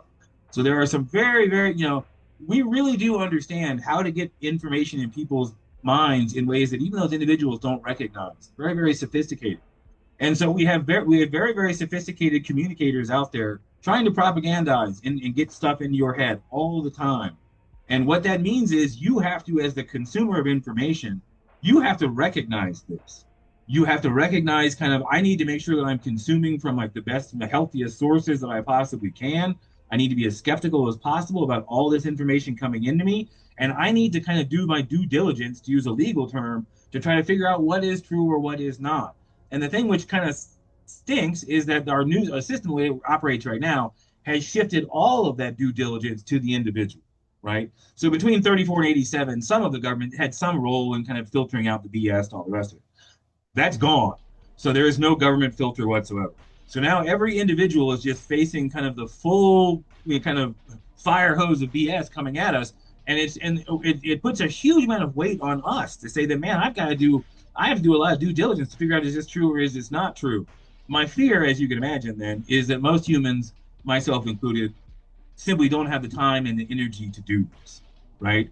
And so we may put up a few defenses against certain kinds of things, but we're not going to be able to defend against all of the stuff coming at us. So some of that is going to get through, right? That's just a fact, and that's very difficult. And for some people, a lot more BS is going to get through because they're not consciously thinking about how, good Lord, I'm consuming all this information. It isn't filtered in any sort of a way that requires that I have to filter it and do a tremendous amount of work to kind of figure out kind of the good information from the bad information. That puts so much responsibility on the individual that the individuals just are not going to be able to keep up given the sophistication of the amount of propaganda coming at them. And I have no answer for that aside from almost like a triage kind of idea, which is to say that recognize that no other group of humans, right? We're in just an unbelievably difficult information environment, right? Which is to say that, I mean, even when I was growing up, I mean, you didn't know what was going on in other states. You had no idea what was going on in other countries. Today, are you supposed to really know about the South China Sea and what's happening in the Congo and what's happening in Ecuador and what's happening with the Arctic and what's happening with alien spheres around the globe and what's happening with Ukraine and what's happening with Gaza and Israel? I mean, and what's happening with, I don't know, the shipping industry or no, you can't possibly. You can't possibly, right? There is simply too much information coming at you. And you can't, and one of the most useful things, and I think moving forward, one of the smartest things, and people just to say, look, I don't know, right? It's so much better. It's so much wiser than just trying to pretend. Because you can't have the idea that we're all supposed to have a nuanced idea about what's supposed to happen in Ukraine and what's supposed to happen with immigration in Europe and what's supposed to happen with, I don't know, South Africa, or what's supposed to happen with Vietnam and the South China Sea and China, or the Japanese population declining. Or, I mean, good God, man. I mean, there's no effing way, right? Those are all real things. Those are all important. Those are all have millions of people. They're all real things. I can't possibly know all of them. I can't possibly have an opinion on all of them. I shouldn't expect myself to have an opinion on all of these things. There is a way in which, to some extent, I almost see it as a self-defense mechanism for people to say, look, man, I'm turning off on certain things. There's a couple of things which are really important to me in my life that I'm focusing on, maybe my job, my family, my interests, the things that I find interesting. That's what I'm going to focus on and kind of put blinders on to some extent. That is almost a self-defense mechanism that I think is necessary. The people who are going to argue, I'm going to be interested in everything and I'm going to be up to date on everything, you're just going to get crushed, man. You're not going to know as much as you think, and you're going to get just crushed psychologically because of the amount of material that's coming at us. So I would argue that part of what might be necessary is kind of an intellectual triage where you just have to focus and be willing to say, like, look, that does sound like it's an important story. I don't know much about it. I'm not going to do the research to be well informed enough about it. I don't really have an opinion, right? But most humans are just so, I don't know, we just don't want to say that, right? We just don't want to admit, like, look, man, I'm sorry. I do think that's an important topic. I don't know anything about it. I'm probably not going to know anything about it. I don't have an opinion, but I'll listen to yours or whatever. But I don't have one. I'm not going to get invested in this, right? And then people might say, well, I don't know, you're mean, you don't care about whatever. There's just too many things, right? There's just too many things. And then the worst thing is to try to pretend that, oh yeah, no, my opinion about what happened on the U.S. southern border is important and correct and needs to be. That's the important opinion. Well, my opinion about happening in Gaza, and you're like, dude, come on, man, like you can't. Or well, does mercury build up in tuna fish and should pregnant women not eat it? You think I'm making a joke, but that's another real thing. That's an equally real thing. If you have a wife who's pregnant, she's like, should I eat tuna fish or not? You think about those things. You're like, well, God, I need to figure this out, Yeah. But you can't. My point is, you cannot be an expert on all of these things, and you've got to recognize. Stop trying to pretend that we are, right? I mean, I know science and foreign policy fairly well. I wrote a book on it. That's kind of my area of expertise. Someone asked me about Rome. I don't pretend I know much about Rome. Have I taught Rome? Sure. But I taught it like, at a 2000 level, general level. I'm not some specialist in Rome. So, I mean, one of the, I would argue the most important things that people need to do is recognize when you don't know much and then recognize that that's okay. And to say, like, it's totally fine. Like, ignorance and uncertainty are not embarrassing. They too often are seen as embarrassing. They're not embarrassing. First of all, it's far better to say I don't know much about. The embarrassing thing is to pretend you know something that you don't. It is far wiser to just say, like, no, I'm not certain. I don't know how I feel about transgenderism. I don't know how I feel about Gaza. I'm not sure about these things. I don't have an intense opinion about it. That is actually okay. And saying, like, look, I don't know much about it is okay. It doesn't mean you're a bad person. It doesn't mean any of these things. I think there's a way in which human beings are so psychologically desperate not to say that they are ignorant or uncertain that it pushes them to have fake levels of certain opinions about everything. Yeah. Which is like, look, you don't need to. Just stop. Just take it down a notch, right? Like, just take it down. So believe it or not, I would actually argue that one of the key things for information literacy is just recognizing, like I said, a triage. What do you need to know? What do you not need to know? And what can you say? Like, look, I'm sorry, but I'm not going to know that. And there's nothing Yeah. wrong with that, right? Every college student who's picking a major is to some extent choosing what they're going to be ignorant about. And I know that sounds backwards, but it is, because what you're saying is, look, I know history, right? So I'm going to learn history. That means I'm not going to know astronomy as well as those people. I'm not going to know chemistry as well as those people. I'm not going to know business as well as those people. That's just the reality of it. You're not going to know everything.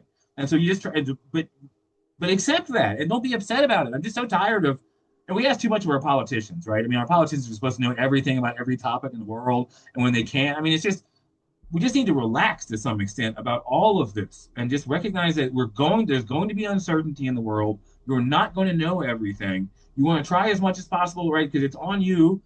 For the areas which are really important in your life, then you have to take the time, do your due diligence, and make sure that you're not being misinformed, because these are areas that you think are important to your life and you're going to make decisions. So if you're going to make, like, everyone gets all upset about Gaza and Israel. I had students just literally getting in a screaming match in my use and misuse class over Gaza and Israel. And I try to tell them, like, look, take it down a notch. None of you have any power. You're not going to affect into one tiny bit. Just chill. Like, people are literally screaming in my class. Like, they're yelling at each other, getting emotional, saying things that are like personal. Like, you don't believe. Just like, good Lord, like, stop. You know what I mean? Like, just stop. None of you have any influence. None of you have any power. You just have opinions. There's no reason to get this upset about these kinds of things. There's no reason. If you're going to get upset about everything like this, you're going to live through, you're just going to be so upset in life, right? You have to figure out a way in life how to have a triage, figure out what's important, and to do your due diligence on the information that's important to you. But don't pretend that all information is equally important to you, or that you have equal access and knowledge of all this thing. I'm just saying there's a way in which we're kind of tearing ourselves apart psychologically. I don't know how a better way to say it. I think that the human population, it's not just Americans, the human population is facing an information overload, the likes of which no human population has in history. And we're just not we're still struggling with it. And I think that let's also just finish. Let's give ourselves a bit of a break here. I mean, if you read about the printing press, I mean, it caused all kinds of tensions for hundreds of years. The truth of it is, probably the most important technology, communication technology in history, just got dumped on humans about 30 years ago, right? Which is the internet. And we're still trying to figure out how to use it, how to regulate it. I would argue at the moment it's kind of maybe got us a little bit, like it's kind of working us a tremendous amount.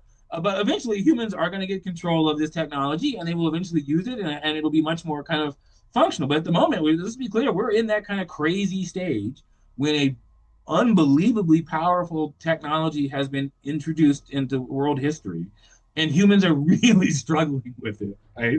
And that makes sense. It's a generation old. So the idea that and this is something which if humans continue for hundreds more years, this will be a moment when they were like, yeah, that was a crazy moment when the world got connected by communication technology. That was a crazy moment, and we're living through that moment. And and all of the uncertainty and the kind of humans are trying to figure out how to deal with that. That's where we're at, and so there's a tremendous amount of discomfort, I think, as because of this uncertainty in this new information environment. But I do think that there are ways in which you can kind of navigate it, I'm hoping that the book I'm writing will be useful for that. That's the hope. Yeah. Well, there's a fascinating, comparison. You were just talking about, the internet and how much that has been one of the biggest technological advancements that humans have set upon. And I like to make the comparison, at least in my head. It almost kind of reminds me of the American Wild West, that 30-ish year period from about 1865 to about 1895, where it was just free range in that area of North America. And I see that now with the internet, just because in some ways I completely agree with the fact that I think in very many ways we don't understand or grasp the internet. I mean, with the way it was then with the late 80s and early 90s, and even now with the way that we can use internet, we understand internet, we understand the technology to a degree. But Mhm. still, it's so, especially with oh my gosh, especially with the advancements of artificial intelligence, it's only going to become more difficult to understand. And I wonder, how do you feel, especially within the context of advancing technology like artificial intelligence? What do you think about people? What do you say to people who are trying to traverse history, trying to traverse the past, study the past, and especially those who are students who may not even be studying history as their major, but how can they engage with the past in a serious and meaningful way with this prevalence of emerging technology like artificial intelligence? Okay, well, I think, a couple different questions in there if I'm kind of understanding you. First of all, I would say it's going to get harder and worse. So I Yeah, tell the use and misuse class, I'm not trying to be optimistic about this. I think it's going to go the other direction, at least for a while. So, yeah, so I think that it's going to be, uh, because we haven't fully seen what AI can do yet. And I'm already at a point in which, maybe because of my age, I can't tell. I mean, some of them you can. If the pyramid turns into a horse, you can tell. But yeah. there are videos out there of politicians saying things which are entirely fake in AI, and I could not tell the difference. So I would just That is highlight that. crazy. Oh yeah, no, that's happening. And so I don't know how. I don't have anything for that. I would say that it's going to get worse, and I'm hoping that future younger generations will be more perhaps practiced at this, and there'll be more education perhaps in these kinds of classes to some extent. So in terms of recognizing kind of misinformation in AI, so I mean, I believe um, I think we probably should have already had these, but I believe that I would make an argument that the moment a kid is hooked up to the internet, they should have already had a class, quite frankly, about what the internet is going to be, what it's going to be like, things like this. I think it's kind of amazing the extent to which parents hook up kids to the internet without I mean, I think there should be a class like K through 6, basically about information literacy. I think it should start at a very, very early age. Basically, the moment you start using the internet, and should start talking about, all the kind of stuff we've been talking about with triage and misinformation, how you recognize it. I mean, there needs to be that. That needs to be a skill, right? So there needs to be, at the moment, we haven't been teaching people recognizing misinformation as a skill, but it needs to be a skill. And it needs to be something which is taught in school, just like mathematics or long division. And because it's going to get much, much, much worse. In terms of the what we don't know about the internet, I would say, look, we have no idea. We have no idea about the long-term psychological impacts of this technology. Everyone presents it as kind of a Pollyannish kind of everyone loves it. Like my students are always kind of amazed, but I tend to start my use and misuse class. I talk about how I liked the world before the internet much better, um, much much better. It seemed more authentic. Everything is being done for not just kind of virtue sake. It's all performance today. I would between the internet and cell phones and cameras, everything seems performative.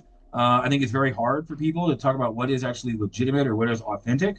I think that's one reason why kind of authenticity, people are kind of craving it and kind of desperate for it and will pay for it and are desperately trying to find something which they seem as kind of being authentic because the world seems kind of fake and just kind of surface and it's all just basically appearances. So I would argue that I don't think we have a clue yet about what. Uh, oh, I think we're at the early stages. So what I mean by this is that I think we're going to largely find out that the internet is going to have been psychologically fairly negative for the first couple decades. I think that you're going to find, I mean, you see this with people, the lack of social activities, with the increase in using various kinds of drugs, with young people having just massive amounts of depression. I think that, so I mean, personally, like I said, I'm not really a supporter of the internet. I think it's a tremendously powerful tool. I think it will become something very, very positive, I think, eventually. I don't personally see it that way. I'm not trying to be a Luddite, but at the same time, like I said, it's just because I see this as we're at a historical stage. But at this particular stage, I don't see it as being terribly positive. I think I don't know what it's done to dating. I don't know what it's done to people's sense of themselves. The idea of people having these long conversations with AI, I mean, it's so far from my experience. I don't even really know what to make of it. And people talking about having deep, I'm in love with. I mean, this is insane stuff from my Yeah. perspective. So I mean, I don't even know what to make of it. I'm not gonna lie. This is where my age comes out. It just seems like it's crazy. Like it's just bizarre, right? But I mean, if you think about how many people seem, I would just say this: like it's, um, I'm not on social media. A couple of years ago they tried to get us all on social media. I don't really like it, but a lot of young academics are trying to have online platforms, and so I don't really like it at all. I don't personally, so I personally see currently, I see social media as a universal negative. I see it as a negative, both in terms of misinformation and in terms of its psychological impact. I think it's hurting both men and women in terms of how they see themselves. I think it's hurting social interactions. I think it's causing significant psychological problems. And I think if I'm terribly depressed by the fact that so many of my students seem to be depressed. Like, I'm like, dude, you're 18 or 18 to 25 should be like, the world's kind of like your oyster. But I mean, like, you should be trying to be out there and do things. And I get terribly depressed, and it just blows my mind. So that seems, I mean, and this, like I said, I don't want to seem like a generational kind of luddite, but no, to me, it seems like it's been fairly negative and fairly harmful for your generation. Yeah. To be honest, I would say that, like I said, I'm Generation X or whatever. I would say people in their 50s, I mean, the internet doesn't really start till about 2004. And what I mean by that is, where you could use credit cards and there were videos. I mean, the 1990s stage is nothing like the internet. So I tend to use kind of 2000. A lot of people do use 2004 because that's when they started having kind of the secure transactions. You could buy stuff, use credit cards. No one was embarrassed. No one was trust that kind of stuff.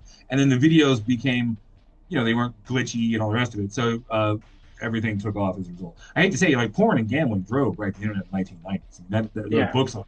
That's a well-studied thing. And porn and gambling are not good for humans. So, at least in my perspective. So I would just say that. So if my generation, like I was, in my 30s before the internet really became what it is today. So it doesn't mean much to me. I don't. It just isn't. It's not. It doesn't have much to do with my life, to be honest. It's useful for this kind of stuff, and I mean that's great. This is a wonderful kind of thing that wouldn't have existed before it. But otherwise, I don't. I'm never online. I don't surf online. I'm not. I just it doesn't have much to do with my life. The people like millennials and younger people, like I see it as a basically negative. I see it as something which has hurt them. I think it's hurt their connectivity as a cohort of people. I think it's hurt their ability to socialize. I think, but more importantly, I think I can't stand all of this psychological stuff where I have nieces and nephews, and uh, it just seems horrible. I mean, people say horrible things about each other, about themselves. It hurts their self image. It just seems to have this massive psychological, and most of it's negative. Like I assume that there are people who they're like, my social media makes me feel great, and it shows me how many friends I have. I don't know, but I mostly hear people who are like, oh, it's they think it's damage to them. Yeah. Most of my students, when I ask them, and I have in my use and misuse class, I have like one day where we talk about social media, and this is part because the university wants me to make sure that we tell students, be careful about what you post about your history, right? That there is employers and all that kind of stuff. And I'm sure I come across as an old person when I'm doing all that. But the thing I'm always amazed when I ask the students, like, well, what do y'all think about this? Because I'm always like, look, it doesn't matter what I think. It's not my, who cares? They're not positive. So like when I ask when I'm in class and I got 30 students who are your age and I ask them like, what do you think about social media and how do you think it's affecting things? It's almost always negative. It's never the case. I have a class of students who are like, oh, we think it's great. It's so useful. I mean, people will say, it helps me keep in touch with people. But then there's after we get past like that original thing, and then someone kind of like breaks the ice and says something like, "Well, I sometimes feel bad about this," then it just ends up being this huge thing where everyone's like, "No, I think it's horrible," and Yeah. everyone has their stories about it. Someone attacked them or something bad happened. Almost everyone from your generation has some story about how someone scammed them or something bad happened or someone lied about them, and it's just like it seems universal. So I mean, I would just say, as an older person, it seems to honestly hurt the younger generations from my perspective. And I don't know how. And I'll also say this: I think it's hurt education. I don't. I mean, I'm not someone. We all have to um, teach online because it's kind of required. I mean, I'm a state employee. It's not like totally free. I would have all of my classes in person. Like I Yeah. wouldn't. I would never teach online. Like I don't think that asynchronous classes are very good. Um, I think that Yeah. they seem like what we used to make fun of in the '70s as the correspondence course. Like they sent you something through the mail. We used to make fun of that kind of stuff. But the only difference is that it's one was snail mail and the other one's electronic. But I mean, it's not. I see this fairly. I don't like the asynchronous education. So uh, not to be all negative, but I'm just saying. But I am not someone who you're not speaking to someone who's terribly positive. I think that, like I said, I hope that probably once I'm gone, but I believe that eventually humans will kind of get on top of the technology to some extent. I don't feel like that way. I don't feel at all that way about it now. I feel like it's kind of controlling us a little bit. It's kind of Yeah. determining us too much. It's having too much influence on us rather than us controlling it. And AI is in a whole other level of scary to me. Like I'm never going to use. I don't like it. I don't. I have not interacted with. I sold my book. Got sold to AI. So I was kind of. It's kind of fun if you go to Grok or one of these. You can say like, "What is Greg Whitesides' argument?" And it does a good job. I'm Yeah. not going to lie. It outlined my entire book because it read the entire. Cambridge sold their catalog to generative AI, which was then sold to other ones to try to so that the AI systems have more peer-reviewed information. But I'm never going to use it, and I would say that my main fear is just if I had my main fear with kind of social media is kind of a lack of obviously kind of sociability and inclusion in that sense. My main fear with AI is just learned helplessness. We just don't need we just don't need another thing to help to make us helpless. And because people will learned helplessness terrifies me, right? That the moment something else can do it, humans stop working on it. They don't care about it anymore, and then it becomes a skill that no one has. And AI has such power to just basically make us kind of useless. And this idea of learned helplessness just scares me, right? That I don't need to learn this anymore because I could just go use the AI system. It just scares me. It's got nothing to do with me. I can't. I'm. We had we have discussions in the department. Hey, I'm one of the older guys, so I'm kind of like, yeah, I'm not getting the young people love it in the department. How can we use it for research? How can we use? I have nothing to do with it. I'm trying. I really am just. I'm not. And I'm okay with that. I would just. So I'm not. For whatever it's worth, like I'm not. It's also okay, by the way. Maybe it takes time to be old enough to learn this, but I guess I'm old enough to realize that you don't have to just because something came out doesn't mean you have to use it or care about it. So, you know, it is okay to be like, no, I'm going to let that one pass me by. Like, that Yeah. one's not going to have. And so social media is that way. AI is that way with me. And I think I'm actually much happier as a result. I'm not confident that it would improve my life by being on social media or using any of these things. But like I said, I don't have much to offer on those. I would just say I am genuinely surprised, though, that I think that as much as your generation, I think your generation's kind of caught in the sense that, on one hand, I don't think you can live. Um, I think you might be seen as like a social recluse or an outcast if you weren't partially on social media. You might have a Yeah. hard time even kind of connecting with people. People might just think you disappeared, didn't exist if you weren't on social media. You might like be a non-entity if you weren't on social media. So you have the fear of like, well, I can't be this non-entity where no one even knows I'm around. But then at the same time, by becoming on social media, it brings all of this negative psychological stuff with it. And so I just feel like you're kind of caught to some extent. Like you can't, like I can legitimately be like, I have no interest on it. I have a having a house party and people kind of no impact on my social life whatsoever. But that's because of my age, right? And I'm not confident that if people are your age, I feel like you might be kind of caught. Like I said, you have to kind of use it, but you know it's not actually good for you. Yeah. And so then I don't know, and I don't know what you're supposed to do with that situation. I really don't know either. And it's fascinating because like I was born in 2005 and so like I've always grown up with it.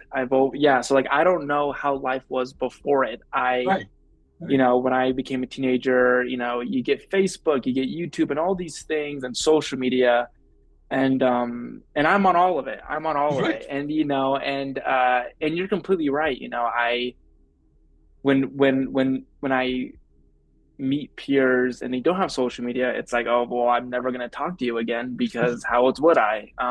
Right. And I also, but there was a really good point you brought up earlier with online classes because I think, the Do you like them? COVID-19, Do you like them? I absolutely hate it. I think it's one of Okay. the worst things ever. And I think, I don't, I would see it as online learning is more of a unintended consequence of the COVID-19 Yes. Totally. pandemic because Yeah. I remember Yeah, I you're was in right. high school and I remember like having to do these online classes my sophomore year or my freshman year of high school.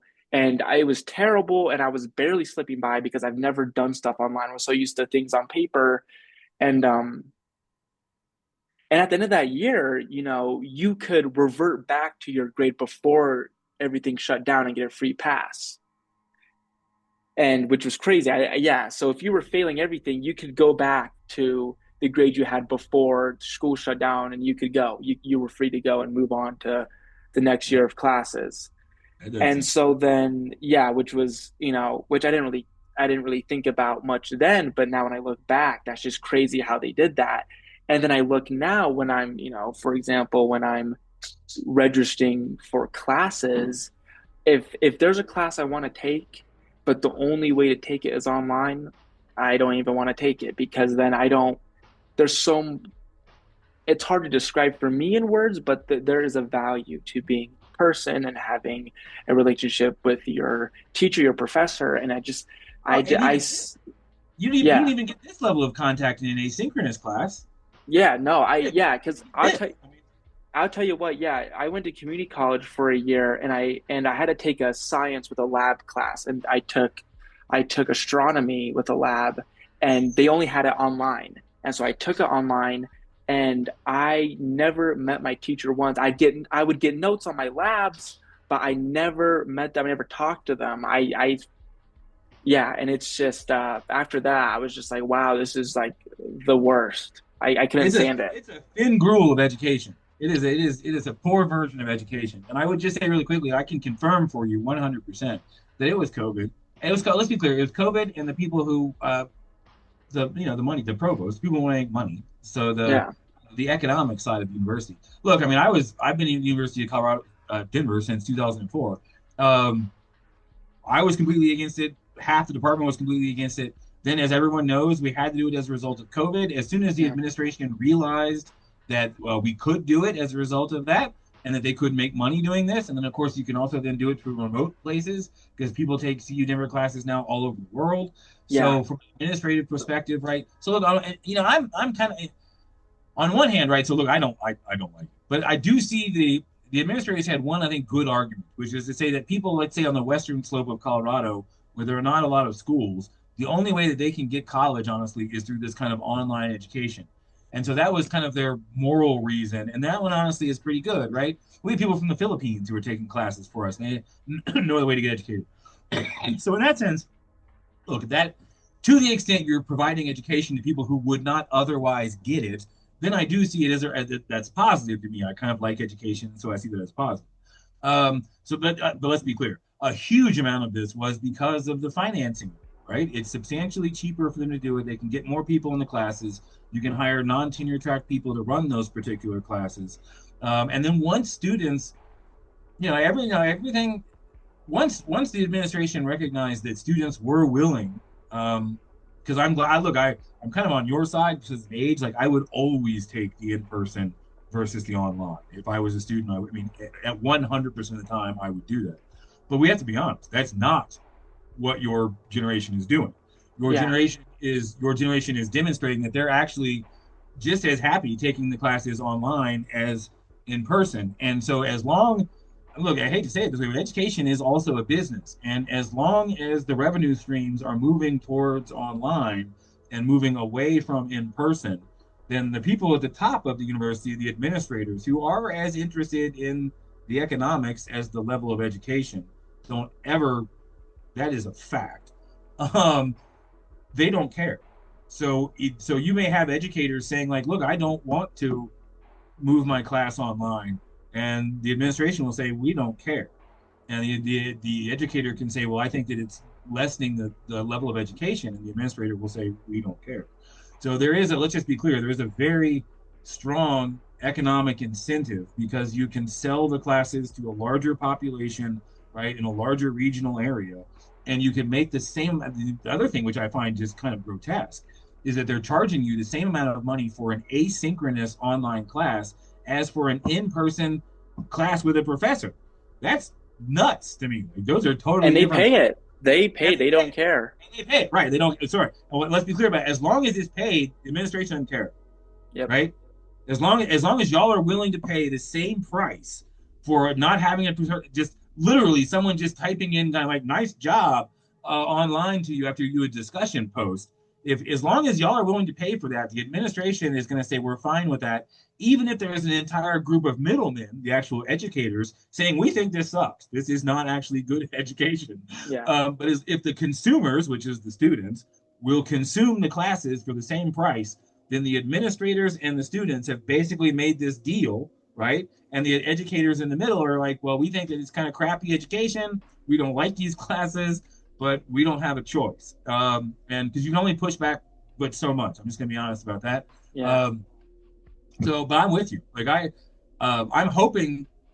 I don't know. I'm hoping the students are kind of again using a kind of a triage process where they're making the argument that maybe my major classes, the classes which I take really seriously and are important, and I'm going to try to use maybe in an occupational sense in the future, I need to have those right face to face. But the Yeah. classes which are kind of gen ed classes I don't care about, I'm going to move those online. That, if I'm being honest, that makes some sense to me, right? As if Yeah. I was a student, that would make some sense to me. Kind of again a triage process. Like some of these classes, I really need to have I need to know the person, maybe even networking, but I just need, like, I would have a hard time. I don't know how someone could take, I mean, I did organic chemistry. I don't know how there's no way I could self teach that at home. Like, Yeah. I needed the professor, like, helping me. I'm not going to lie. I needed help being like, look, we have to talk about this. Like, it's not clear to me from the textbook how to solve this problem. I need some help with this one. So, Yeah. so that part I could understand. I could understand students kind of making a decision like this needs to be in person, this could be online because I don't really care that much about it. I'm kind of being required to take it. But I would certainly always advise people if you think the class is important to you, my God, take it in person and meet the Yeah. professor. And yeah, that's at least that's a personal opinion, but that's what I would always say. Yeah. No. And that argument that you brought up earlier with within Colorado with people on the western slope being able to get education. I mean, yeah, because I was one of those kids. I was one of those kids who I went to Colorado Northwestern community college, which is in Rangeley, Colorado, very small town. There's nothing there. Right. But yet, Right. they didn't have the lab classes I wanted to take. And so then I take them at the community college of Aurora, right? And so in that sense, it works, but also, but That's that's the positive one argument. that yeah, and that's one upside, but I don't think it can make up for the downsides it has because I don't think you really learn because I mean I took the class and I passed it, but did I really learn? I don't believe I did, and I think a lot of people can lie to themselves and say, "Oh yeah, well it's online, it doesn't matter," and I just Yep. don't think that's really true. I think people lie to themselves because Yep. to justify them taking an online class because it's easier for them, for whatever it may be, and And yeah, look, I other thing think I would say is that I think that you're correct. I actually asked my students, did they, even though they told me that they were taking the asynchronous online classes and they liked them, I asked them, do you think you're getting a good education in those classes? And they said no. yeah, So I do think that the students, um, which is another kind of odd contradiction, but I do think that the students, even a lot of the students who are choosing to take those classes, um, don't believe that they're actually that effective. yeah, And so I think they're just seeing it more like, look, I just need this degree to get me to the next spot or next place I'm trying to get to. And so I don't, and the information in the class maybe isn't as important to them, right? You know what I mean? Because I would just say that I think students know that they're not being properly educated. I was kind of yeah, surprised. I asked my class that last semester. We were having this kind of conversation, and they all, because I said, look, I said I didn't like my online classes. I said I do these discussion boards, and I said, I make people kind of respond to two students, but there's never really a dialogue. It's someone responds to someone else, but it doesn't really lead to like a long dialogue. It's just kind of people post their two responses to get their credit. And I was like, I don't really think that it's terribly effective at kind of creating any real interaction. And so I said that to the class, and the class was like, yeah, no, we don't think it does either. We just post our two responses and get our points and move on. And uh, they seemed pretty uniform in thinking that they didn't honestly think that it was a level of education. They didn't think it was yeah, a very high level of education. And so I would agree. That was depressing to hear, by the way. There's nothing worse than hearing because they're paying real money. Like I put yeah, myself through school. Like I keep trying to tell people, make sure you get your money's worth. Like don't ever, the university is almost set up. It's kind of odd because we don't exist if we don't take our classes, right? So, I mean, if y'all don't take classes, it just disappears. So, but so you would think normally, right, the consumer in a normal business model like that, the consumer would actually have some power, right? Because if the consumer doesn't buy stuff, the business disappears. But universities are set up in an opposite kind of a way, right? So that you don't actually recognize the power that you have, and so it makes it very difficult for you to actually kind of wield it. And so you end up kind of just going through a system, kind of being forced to take whatever kind of classes you can take. And as I'm always trying to tell people, just however you see this, make sure you try as much as possible to kind of take possession of your education. Don't waste money, and make sure at any point you're telling people in your major or whatever it is, like, look, y'all need to be helping me get somewhere. I'm not just funding you guys so that you can have research and have your classes. I'm paying you to help me get somewhere. And you need to make it clear, like, how are you helping me do that? Right? yeah, So you don't want to just drift through college, pay a bunch of money, and then just get a degree at the end of it. You want to say, like, look, why am I paying you? I'm paying you a fair amount of money. I need to make sure I'm kind of getting my money's worth.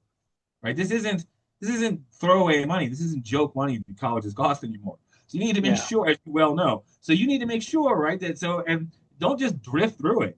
You know, talk to the professors and say, like, that's the one. How is this going to help me? How am I going to move forward? How does this help? Make sure your degree is coherent. It has a clear sign so that someone who takes a look at your transcript afterwards, you can explain, like, this is what I was trying to do. A led to B, led to C, and this is why, I have this skill set. You should hire me. I mean, you want it to be clear and coherent. And I would just highlight that there's ways in which the university doesn't really make that too easy for you. And so you have to make sure that you, like I said, kind of impose your will on the university. It's a very weird thing that humans are normally, if humans are paying thousands of dollars for something, they really kind of want the product that they want, and they're really like, look, damn it, I want something good for this. Education is strange with the amount of money that people are willing to throw away without kind of the same level of demanding of quality in return.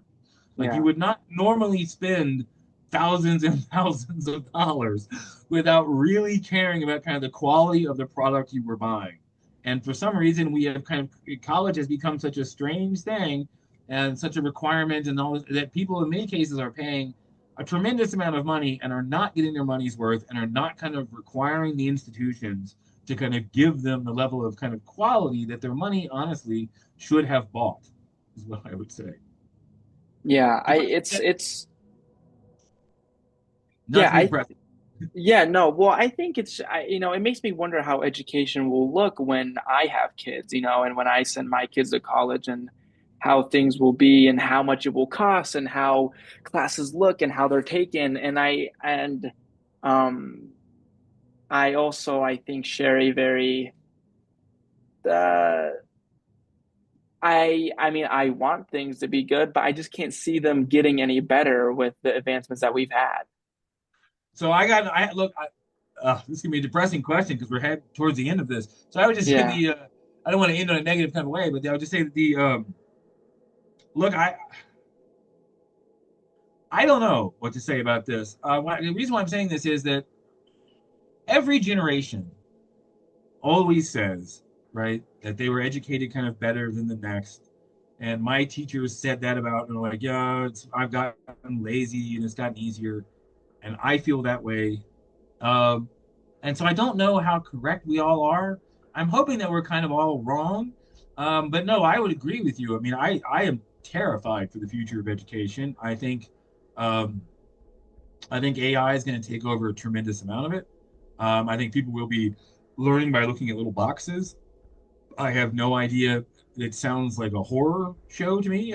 And it seems inevitable. Like I don't see what's going to stop it from going that direction because in my entire career, that's all that has happened. I've been teaching at the University of Colorado since 2004, so 21 years, my entire generation, and yeah, so look, I don't. That just depresses me because every educator I've met all of them say the same thing, but I just don't want to fall into that same kind of trap. And I'm not confident. So I would just say at the moment, like I don't see it getting better. I see it getting worse, but that doesn't mean that I'm correct. And so I would just say that humility is another one of those real, skepticism is a virtue. Humility is a virtue as well, in the sense that we don't really know and history's got to teach you that because we don't know what's going to happen. And so I would just say that I am very worried about it. I'm very worried about, like I said, the learned helplessness, AI taking over basically in classrooms. Um, so yeah, I see it as I'm very, very nervous about it. But I see it in a different kind of way, I suppose. The classic thing about if I live 20 more years, how well educated my doctors are going to be. Is my Yeah. doctor going to be an AI system, which I think is likely to be the case if we're being honest. Yeah. I think that is the case. I don't see you read things about how AI does a better job in some cases reading X-rays and diagnosing things than actual humans do, which is kind of amazing. But it's believable. I definitely believe that. Look, I had back surgery. I've had back surgery 3 times. The last 2 times I did, it was done by a robot. Um, Wow. and they were all like, "Look, it's perfect. Like it doesn't, when they cut open your spine, you're pretty nervous. You sign stuff about he could be paralyzed or killed. You know what I mean? So it's a pretty nerve wracking thing. And then the last 2 times I did it, it was literally a guy up in a surgical operating. I'm down there. He's up in the operating room, and it's a robot. Did slice my spine, sewed me back up, did the whole thing, right? And I'm happy that it worked. But my point is, I don't know. Like my sister's a doctor. I don't know how. I don't know how. My point is, my recent experiences would make it seem not just education. I don't understand how doctors don't get wiped out. Yeah. If AI can in fact diagnose things, and if machines can operate with a level of precision that the human hand cannot, I can totally believe that that's possible, and it's been done to me twice. Um, what the hell? How are doctors going to survive? So like, I don't see. I agree with you. Like, AI, there are some people making the argument that AI teaches fairly well. Like I have a hard time believing that, but there are studies saying it. My general fear about this is that kind of fear that what's happening to humanity to some extent, right? Which is as we just turn everything over to machines. Like, what are we? I mean, good lord. I mean, we have to have purpose and meaning, and there's a way in which I feel like we're losing some of that, and I do think that actually purpose and meaning are not. I mean, they're not quantifiable, they're not scientific, they're not technical, but my God, are they important to someone's life and having and so there's a way in which I kind of wonder. We seem to be this idea that we want to get rid of work. Uh, is a weird one to me. Work is what has given my life a lot of purpose and meaning, and so the idea I don't want to get rid of work. I don't see this as a positive thing where all humanity would just, I don't know, sit around and watch TV. I don't know what the hell, where robots do everything for us and AI teaches. And I don't like this vision of a world. It's a kind of an inhuman world to me. And so, but again, I mean, this is all generational. I'm not confident that people being born today won't see it as positive and progressive, and that people of my generation are going to be like, we're just going to seem like dinosaurs. You know, we're already getting that way. But I mean, it's the history of Colorado has an exhibit on the 1990s, and I graduated high school in 1990. So I mean, you feel like it just feels ridiculous. But so I don't know. I definitely think that look, it's as you know, it's generational. So you see whatever you grew up with is what's going to seem relatively normal to you, and then as the life moves away from that, it seems weirder and weirder and weirder. And so for me, being in the 50s, it's starting to seem kind of strange. My mom's still alive. She's 81. It seems very weird to her. She can't make sense of half of the things that are going on. So I would just say that it's, I don't know to what extent this is generational, and the concerns that I have as a generation will not be for the future humans. But I am concerned about all of it just because I don't. It's, like I said, it's not my world. I don't like it. Like I don't like. I'm thrilled that you and I need to talk through this computer, but for the rest of the day, I don't want to spend time on a computer and look at a computer screen. Like this isn't how Yeah. I want to spend my time. And it's just because I didn't grow. I just don't like it. Like I don't like being on a Yeah. computer. I have students who love it, and it's not for me to say that my life is better lived than theirs, Yeah. um, but they love it. I can't stand it. If I do more than 2 hours looking at a screen a given day, I'm annoyed unless I'm writing a book. But I mean, Yeah. otherwise, I can't stand it. I don't surf the web. I don't do anything like this. I don't. So I try not to be on the computer. And so I honestly, this is gonna sound crazy. I judge parts of my days by how little time I spend on the computer. And the less time I spend on the computer, kind of the better day it was. But Yeah. that's my own personal system, right? I can't impose that. That doesn't mean that someone being born today may not think that at all. May not think that at all. And Yeah. I'm not sure that I'm not. I feel like I'm correct for me. I'm not sure that I'm right for them. So, anyways, it's fascinating conversation, man. I would say thank you. I didn't expect. I actually did not expect that we would be able to go this long and have this much to say. So I would say I have no idea what if this was useful for you or how. I don't know. It's just kind of wild. I've never done a podcast, much less a student podcast. Did I have you as a student at any point, by the way? Have I ever had you as a student? No, you haven't. Okay. But I'm very excited to take some of your classes. Yeah, I or have a not. degree. Yeah, I'm very fascinated with the Vietnam War. I'm very What? excited to do that one. Yeah. Well, Um, look, I'm telling you that class is dying on the vine, man. Like I love that class. really. Oh, it is. Look, all the foreign policy is just dying. Like there's just Hmm. not as much interest anymore. I mean, I there I was hired in 2004. I'd been working for the Department of Defense in Korea at the time. They hired me, and I came back, and for about 15 years, we had a really thriving foreign policy program, right? Tons of people. We had lots of classes, and then it's just since about I don't know 2016, 2018, Americans are just kind of burnt, and I understand that. My God, Yeah. on wars overseas and kind of needing to spend money at home. I mean, I Yeah. totally agree with that. Like I am as sick of the foreign wars as anybody, and really am hoping we do not get dragged more into Iran at the moment. So I would just say that, Yeah. but there's not a lot of interest. So like for example, the Vietnam class barely ran last time. We had 10 people. It used to be Wow. 80. It used to be 80, and I had 10 last time. So there's just less. There's less. It goes in cycles, right? Yeah. One of the funnier ones was just a friend of mine, Richard Smith, who's retired now. He was our antiquities professor, so he did Rome, and then he did like Reformation and things like that. And so his career was struggling, and I'm not making this up. He and I make jokes about this all the time. Gladiator saved his career. That Really. movie Gladiator came out about 20 years ago. Our Rome classes were in the toilet. No one was taking Rome. No one had any interest. Within 2 years of that Gladiator movie coming out, we have been teaching Rome every single semester or every other semester with full enrollment ever since. And it's because all of a sudden there's all this interest in Rome and there's movies about Yeah. Rome and 300 and all the rest of these kind of antiquities. And he thinks it's hilarious because he used to start the classes being like, "Look, I know y'all are all interested in the 300 and whatever the battle is. That's not what this class is about, But that's what got them in. And so I would say, in the same way that look, the war on terror stuff, Mm. people are burnt. There was a period of time that in 2008, for example, man, U.S. foreign policy was a hot topic. People were taking it in large numbers. 60, 70 people would take it. U.S. foreign policy now, you're going to get like 15. Yeah. Because they're just like, everyone's like, man, I'm People are burnt. done. Oh, totally. Your Yeah. generation is as done with foreign wars as a generation could ever be. I hear it every day. I see it every day on social Believe media. me.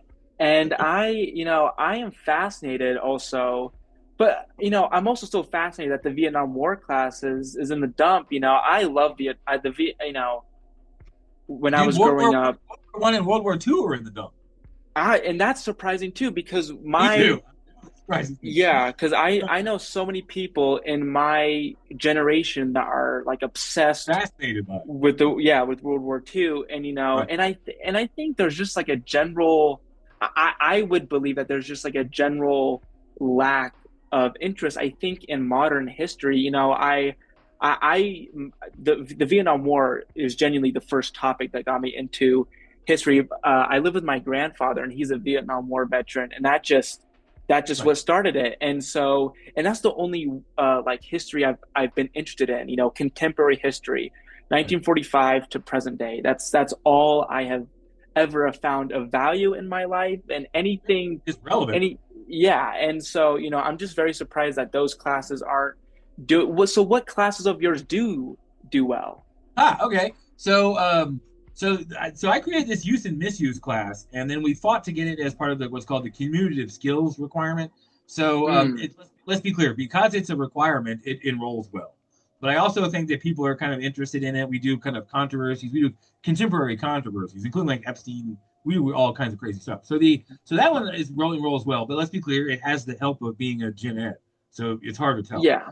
You know, weapons. I have a class on weapons of mass destruction. That is the most Yes, popular class in yes. school. Oh my gosh, I see that class every time I register, and I am Crazy just popular. waiting. It's I'm crazy waiting popular. to be able to take it. Yes, that one looks It's so crazy. cool. I don't know. I don't know what's up. I got it's and we teach it fall, spring, and summer. Like that thing is. So I created that class. It is. It's people love it. And it has nothing to do with me. It has to do with the topic. People are just fascinated by by death, I suppose. So and WMDs. And I guess Oppenheimer maybe helped it. So, but Yeah, look, it was doing well before that. It was doing well before Oppenheimer. I would say that, I think that just has to do with the fascination with it. I mean, it's uh that my globalization class, right? So they do tremendously. They both do very well. Kind of like yourself, by the way. They're both 1945, the present classes. I do think that, and I agree with them. I mean, as someone who works in that same time period, well, I mean, I find antiquity kind of interesting, but it's not relevant the same way. So I yeah, just don't.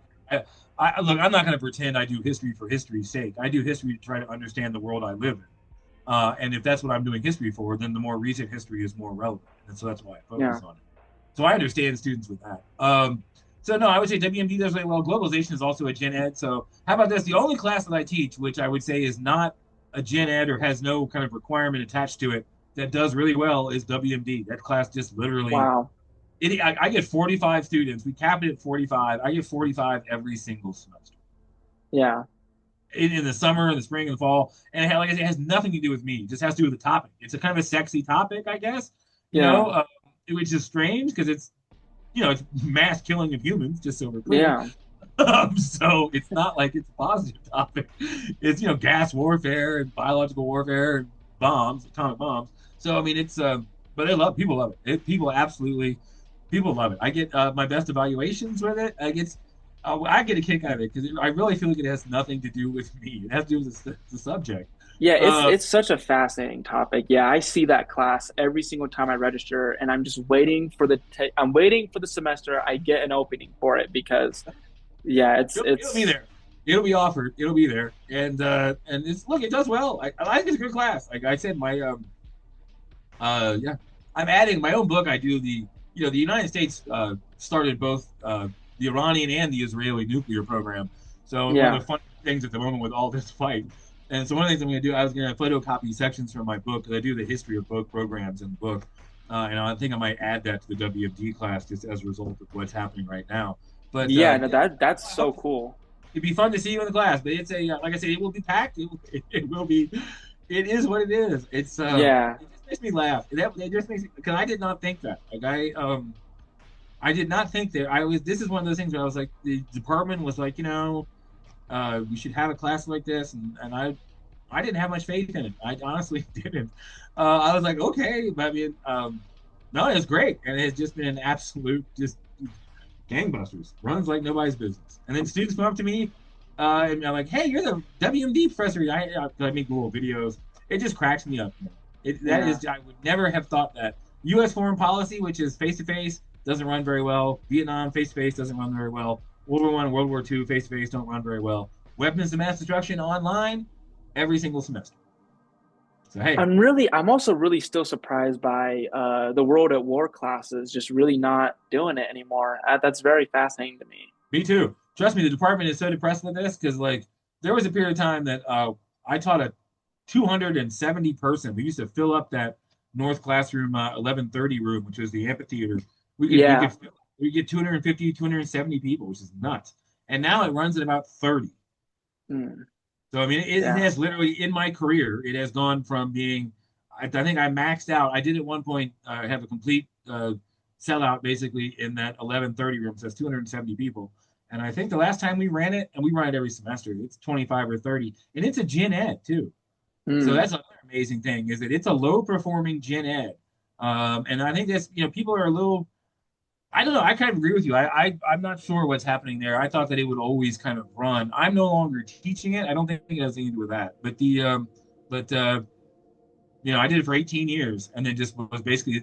I told the department I'm kind of done with it. I yeah. just had enough of it, and they were thankfully they're like that's fine. And I was like, I taught every spring and fall for 18 years, so I did 30 some odd versions. I taught that class 30 some odd times. So I've there come a point where I was like, look, I've just talked about the damn Nazis like 30, 40 times in class. I'm just kind of Yeah. done. I just don't want to do it anymore. But and it hasn't. I mean, it has not enrolled as well since. Wow. So whatever. Yeah. Maybe I can't speak to it. But look, I got to take off and go to lunch. So I would say this has been. Yeah, Thank me you for. too. It's been a very fun. It's been fun. It's been interesting. Uh, maybe I will be fun to see you in a class at some Yeah, point. you'll see me. Weapons of mass destruction, Vietnam War, you'll see me. All right. No worries. Well, look, have a great day, man. You too. Thanks again. Sure. Cheers. Have a good one.